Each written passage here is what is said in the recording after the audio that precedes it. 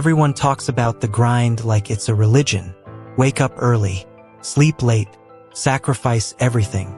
Post the 3 a.m. desk pic with the cold coffee and the dark circles and caption it, "This is what success looks like."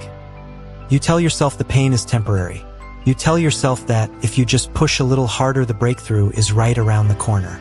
You look at the people winning online and you think the only difference between them and you is that they worked more. So you work more, and then you work more than that. And then one day you wake up and something is wrong. Not wrong like a bad day. Wrong like the engine light came on and you ignored it for 6 months and now you're on the side of the highway with smoke coming out of the hood and you don't even know how you got there. That's what I want to talk about today. Burnout. Not the version they sell you in wellness ads with herbal tea and bubble baths. The real version. The one that doesn't announce itself.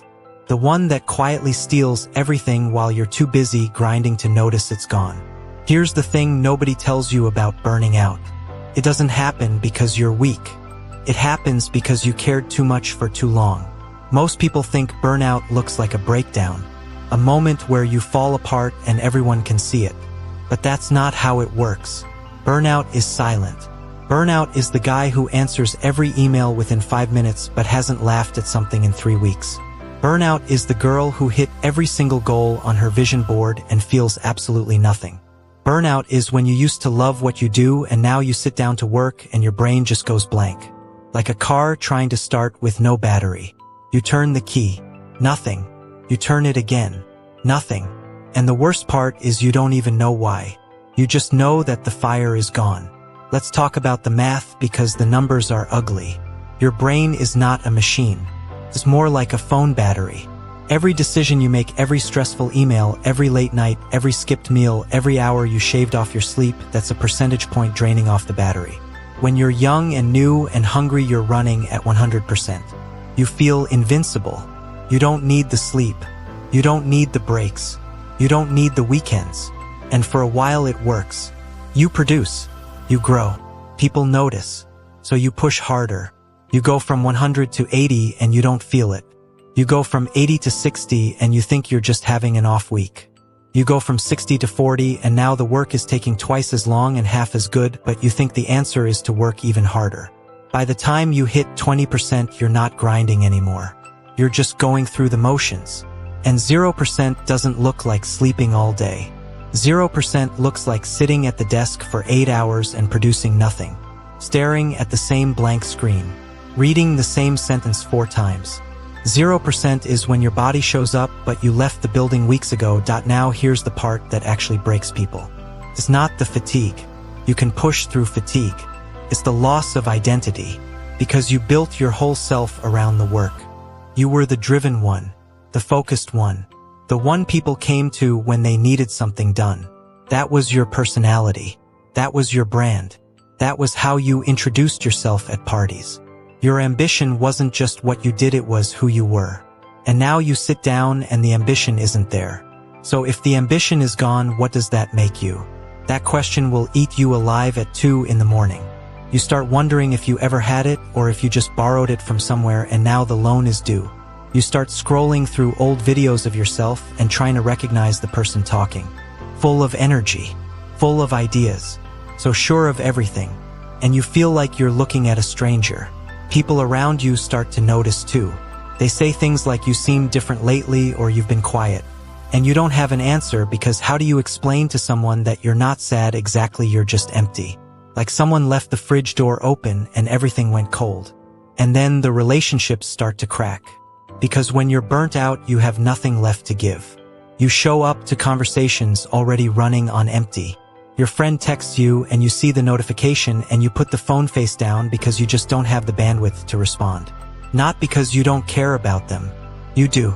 You're just too tired to perform being okay. You cancel plans. You go quiet for days. And people start to take it personally. They think you're pulling away. They think you think you're better than everyone now. They don't know that when you're alone in your room, you're not plotting world domination. You're lying on your back staring at the ceiling trying to remember the last time you felt excited about something. The loneliness of burnout is different from regular loneliness. It's being surrounded by people who want the version of you that no longer exists. There's also this trap that nobody warns you about. The guilt. Because you know how hard you work to get here. You know how many people would kill to be in your position. So you feel like you don't have the right to be exhausted. You feel like burnout is something that happens to people who didn't want it bad enough.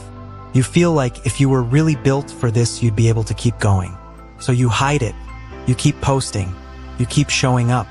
You perform momentum even when you have none. And every day you fake it. The gap between who you're pretending to be and how you actually feel gets wider. Until you feel like you're carrying two people.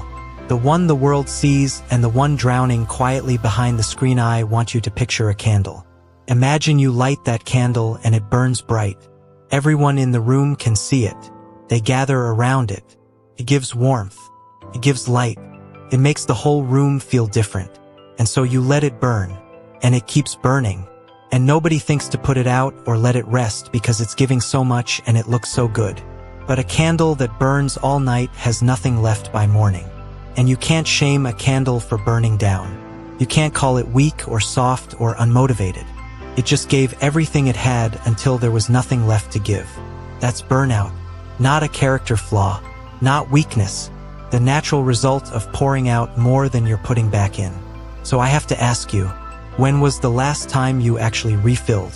Not the fake rest where you lie on your couch scrolling for 3 hours because your brain is too fried to do anything else. Actual rest. The kind where you wake up and feel like a person again. When was the last time you did something that gave you energy instead of taking it? When was the last time you sat with yourself long enough to notice that the engine is running on fumes? Most people won't do it. They'll read this and think, yeah, I should take a break, and then open their laptop 5 minutes later because the work feels safer than the silence. They'll run themselves into the ground and then spend a week in bed unable to figure out why. But if you're the type of person who built their whole life around their work, then hear me when I say this. Resting isn't quitting. Resting is maintenance. The car that never gets serviced doesn't win the race. It breaks down 3 miles before the finish line. You didn't come this far to flame out before you get there. So stop wearing the exhaustion like a badge. Stop treating sleep like a reward you haven't earned yet. The grind doesn't count if it burns down the person doing the grinding. Protect the candle.